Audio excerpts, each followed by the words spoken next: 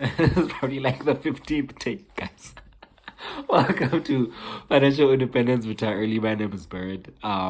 This is the 50th episode, and I'll be talking about the deliberate destruction of South Africa, the greatest country in the world. The deliberate destruction being done by the West, which is, the United States, Canada, Europe, Australia, Argentina, just all of these countries that obviously identify as the West, and the greatest country in the world being South Africa. Now, everybody should believe that where they're from is the greatest country in the world, but I believe like South Africans can back it up. You know what I'm saying? But this video is probably going to give context as to why I believe that they're trying to destroy South Africa and how they're doing it. And the idea that I got from this video is because ever since the BRICS Summit a few months ago in Johannesburg, there has been like a obvious what's the word that I'm looking for? Propaganda. There's been such a huge propaganda that is talking about the destruction and the failing of South Africa. Like the propaganda is just painting us as another failed African state. More black people that don't know how to manage their resources, don't know how to manage their affairs, don't know how to manage their country, don't know how to manage their money, and all the companies, all the state-owned enterprises are failing, and we need to go in and save them, and retake over. And I believe that this propaganda is coming because of they see that we are a strong, growing economy under the leadership of black people, and our politics are remaining black. We don't have like these raceless, don't see color politics in this country. The centers of power in this country are black politics, and Fees Must Fall showed us that our black politics can be exported to the rest of the world in a pro-black manner. Fees Must Fall was an international movement that reawakened black politics across the world, and its roots are in South Africa. So when Fees Must Fall happened, when Jacob Zuma happened, when Julius Malema happened, and now with our, again, a Jacob Zuma, and now moving closer and closer and closer into the BRICS countries, I think the West is like, no. We got to do something about this. We really, really got to do something about this. And, if you know anything about military science, is that propaganda starts first. They start with the propaganda, then they send the money, then they send the military. And they've did the propaganda, they've sent some of the money, and it's just a matter of time until they send the military. And it's up to us as South Africans to be woke and aware of what's going on so that we do not feed into and give them what they want. So this video is to say, South Africans, wake up, realize what's happening. Africans, wake up, realize what's happening. The West is trying to declare us a dysfunctional country, a dysfunctional economy, a dysfunctional political system so that they can come in and save us. And there's probably layers of disagreement between the white people of South Africa, the Afrikaner class, and the white people across the world. But the Afrikaner class definitely does not want to run by black folk. They don't want to be led by black folk. They don't want a black government. So at that level, at least they agree, and they're like, okay, look, just make things fail, and then the Afrikaner class can come back in and take over, with the assistance of the international community. And that is why also this white genocide myth is so propagated by the American media also. The American media has latched onto this white genocide myth, and they're running with it and make it seem like it's a reality. Again, it's so that the propaganda, right, can ready the rest of the world for what they want to do. Now, again, my context is going to start in the early 90s with the release of Nelson Mandela and the fake political power that we were given. I think throughout the release of Nelson Mandela and the fake political power, we were chill, bro. We were super, super chill. We didn't want revenge. We did want reparations, but Mandela was like, chill, guys, with the reparations. We won't nationalize land. We won't nationalize mines. We won't nationalize banks. And we were like, alright, cool, bro. Granddad says chill and let's chill. And we did.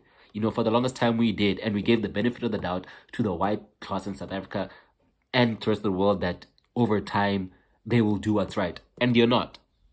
And they're not doing what's right. And then the black politics in this country resurged in a way that we're like, alright, if you're not going to give us our land, we're probably going to take it back. Like I said, throw in Julius Malema, throw in Fees Must Fall, the roads must fall, and all of that. And they're like, yeah, this project is not working, it's failing. And that is, again, with the start of the Jacob Zuma presidency going forward till today, and because Jacob Zuma is also the reason why we are in the BRICS groupings of countries, right? So white folks, the international class, the West, is like, nah, we gotta destroy that country just so we can take it back. And that is, that is modus operandi of like corporate espionage and country espionage. You render something dysfunctional and not working so you can buy it for cheap or get it for free. if you're South African, you saw that with SAA, you're seeing it with Eskom, you're seeing it with Transnet, you're seeing it with Prasa and all these other Danel and all these other companies that are owned by the state. Cyril Ramaphosa and his friends are making them dysfunctional just so that Cyril Ramaphosa and his friends can buy them for cheap. And that is the modus operandi. So they are deliberately trying to destroy this country so they can retake over it by saying, you guys don't know what you're doing. You're making everything fail. We might as well just come back in. Propaganda, the money, and the military. That is Kwame Ture for you. Just, watch a couple of Kwame Ture, Stokely Carmichael videos to get the context.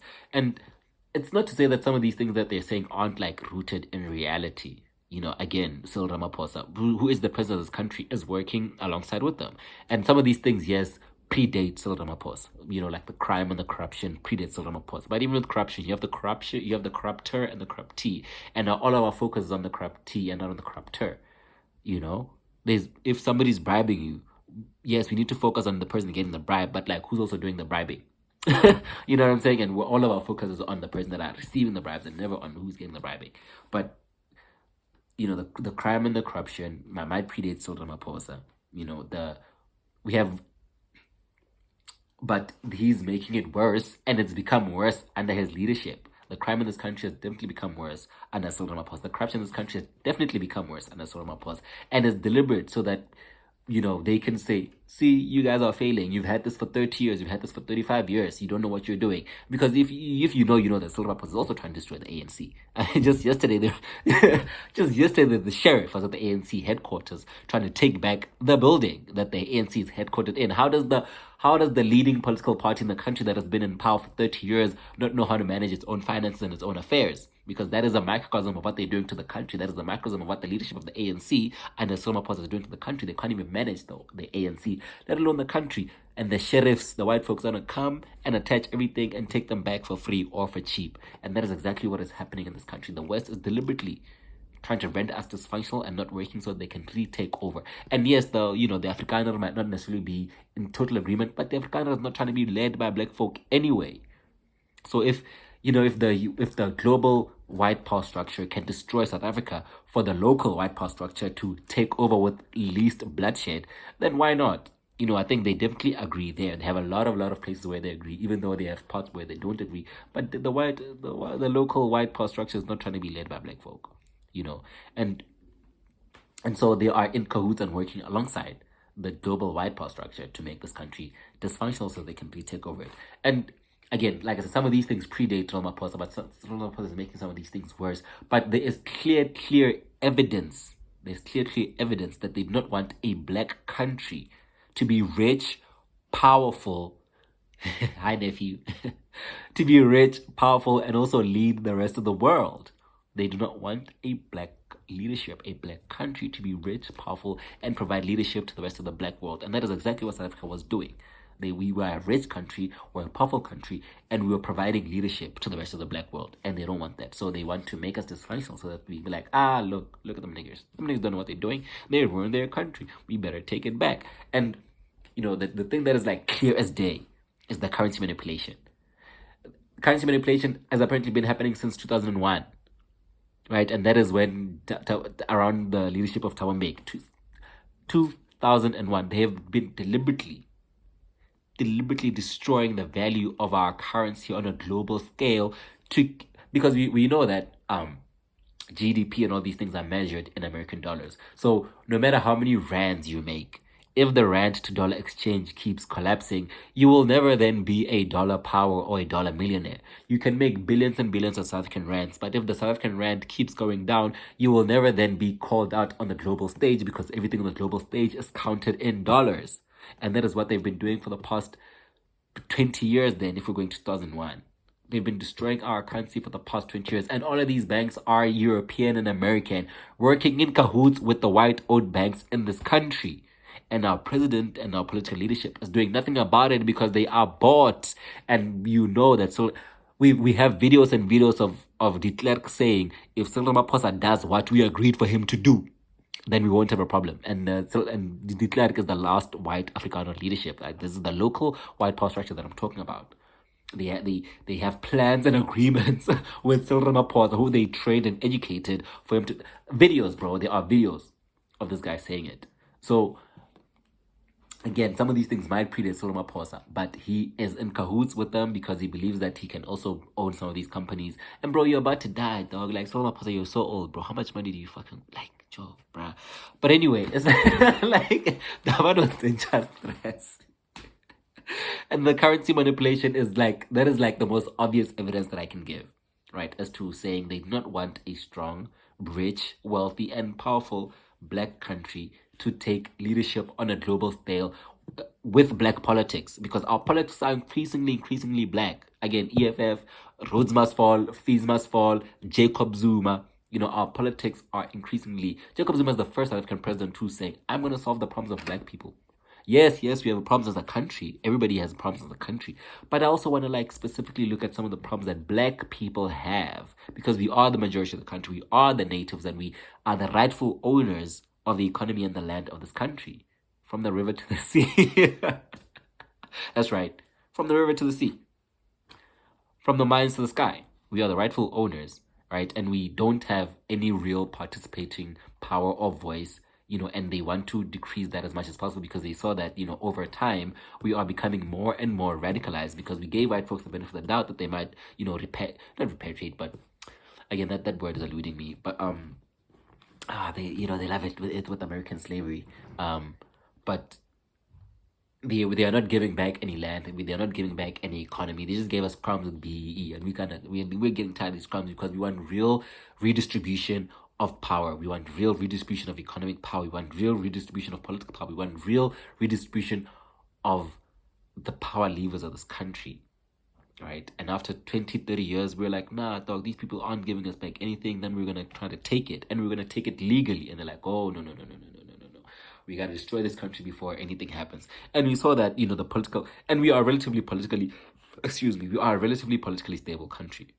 But again, with the trying to take off Jacob Zuma to jail, they wanted to create political instability so that they can come in and be like, yeah, no, it's political instability, guys. We need to help you guys be stable. You know, we saw the riots in July of when they tried to take Jacob Zuma to jail. That was an attempt at creating political instability in this country, to see that, okay, if the country is politically unstable, we know America is going to be like, no, we're coming in to protect our assets. We're coming in to protect, you know, our people and our investments and our what. But really, it's just like a proper takeover of the country, you know, to give it back to the local white power structure. And some of the things that they talk about in these videos, like I said, look, since the BRICS Summit, there's been strong propaganda. Strong propaganda that says we are a failing country. And again, some of it might be rooted in reality, but some of it is just like absolute bullshit. Some of it is just complete absolute bullshit, because we know that these problems are man-made. We know that load shedding is a man-made problem. How is it that Europe is reigniting its coal-powered fire stations, buying thousands and thousands of tons of coal from this country while bribing us and bribing Cyril Ramaphosa to shut down the coal power station in this country? How is it that we're getting billion-dollar loans for green energy that doesn't even, it's like, bro, they gave this guy money to close our coal powered fire station and then invest in green hydrogen that does not even fucking work. It's like they give you money for a project that they know is gonna fail so that you owe them. That is what that whole $8 billion loan to Cyril Ramaphosa and you know, and the whole close down your coal powered fire stations and move to clean energy is. You know, they are rebuilding, they are reigniting, they are putting down wind farms to reignite coal-powered fire stations while buying coal from us and then bribing us to shut down our coal-powered fire stations and go into green hydrogen that doesn't have a use case yet, and that doesn't even have a functional technology yet. See what I mean? And Cyril Ramaphosa is just smiling through and skipping and hopping through and shaking hands with these devils, you know, and taking all of these deals while putting us and generations of black people in debt that we don't even have to take. And I feel like we might be able to pay because we're a super rich country. But it's again, if the currency is being destroyed, we will never pay it. If we have to pay back our debts in dollars, we don't make dollars. We don't have dollars. We don't print dollars. We are not a dollar-denominated country. Even if we were, we'd still have to wait for dollars from America. So what they do is they say, pay us in dollars, and then they destroy the value of your currency so that you're never able to pay back these loans. That is the economic sabotage, economic espionage, and economic control that they're continuing to further drive into this country. When Jacob Zuma when Jacob Zuma looked to Russia, India, to build a nuclear power station. You saw the propaganda. Nuclear, which is a clean energy provider. You saw the propaganda. They tried to destroy that man. They tried to destroy all of his ideas.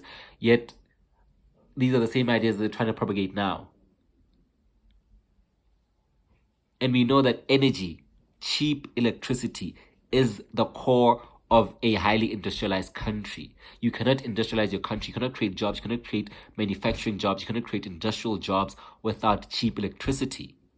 We have kind of affordable labor. We have a semi-skilled and skilled labor in this country, but without cheap electricity, none of that is worth anything, because we're hearing now that Volkswagen and other manufacturing plants are leaving the country because they cannot afford the electricity and they cannot afford the consistent load shedding that is happening with the destruction of Eskom that is being done under the leadership of Cyril Ramaphosa. Right? They are bribing this man to create load shedding, which has downstream effects. How many people have lost their jobs, bro? How many people are then losing houses, cars, and all of that shit because they can't afford the electricity anymore, because the companies can't afford to be running when they only open 4 out of 12 hours a day because the electricity is down for the rest of the 8 hours. And that is a deliberate attempt to destroy this country, make this country dysfunctional, make this country, tire us out also as citizens of this country, so that we're looking for change. And we know that a lot of people will be like, just bring back the white folk, man. Just like, there are phrases in this country, one that says which means black people can only function under the leadership of white people. That is just too but direct translation is the medicine, the medication that black people need is white folk. That is direct translation. That the only medication that a black person needs is white people. But it really means that black folks can't do anything unless they are led by white folk. And that is what's happening. Now, the more the ANC, the more the black political structure does not work, there'll be more and more people who are looking to white folks for saving, because, white Jesus must always come back and save us, innit? So there is deliberate destroying of this country. They did it with Zimbabwe, they did it with Venezuela. We know the modus operandi, but because South Africa does not have a clear, we're not nationalizing the land yet. We're not nationalizing the mines. There's no obvious thing they can point to, oh, we need to come in to stop that. We need to come in to do that. We need to come in. And so they have to create the situation. They have to create the environment for them to come back in. And obviously, like I said, the international white power structure and the local white power structure might not honestly agree on everything, but we know the local power structure, the local white power structure, does not want to be led by black people, by intelligent, functional, wealthy, powerful black people that provide leadership across the world. They don't want that. They can't have that. Fees Must Fall showed them flames, because actually I don't know between Fees Must Fall and BLM which happened first, but I think Fees Must Fall. And I think Black Lives Matter is Black Lives Matter was only so strong and powerful because of the political class that Fees Must Fall already provided. Rose Must Fall and Fees Must Fall provided political classes to all black people across the world. So by the time BLM happened, there was already an enough strongly conscious population amongst black people in America to be like, nah, screw this. And that conscientization happened due to Rose Must Fall and Fees Must Fall, which started in South Africa. So they've seen the influence that we have globally as a strong, powerful, functional black country, and they want to diminish it as much as possible. And again, we do have problems where we aren't a perfect country. We really aren't a perfect country, but some of these problems are man-made so that the white folk can come in and try and save us. And that is exactly what is happening in this country. The crime and the corruption. We've had crime and corruption before, Cyril Ramaphosa. We've had crime and corruption. We've had brain drain before Cyril Ramaphosa. We had some electricity problems before Cyril Ramaphosa. But then we had a leadership that was trying to solve it. But then they got cock-blocked every step of the way by the local white power structure and the international white power structure, using their propaganda, using their courts, using their NGOs and NPOs and all that shit to create narratives that black folk don't know what they're doing until they got the black person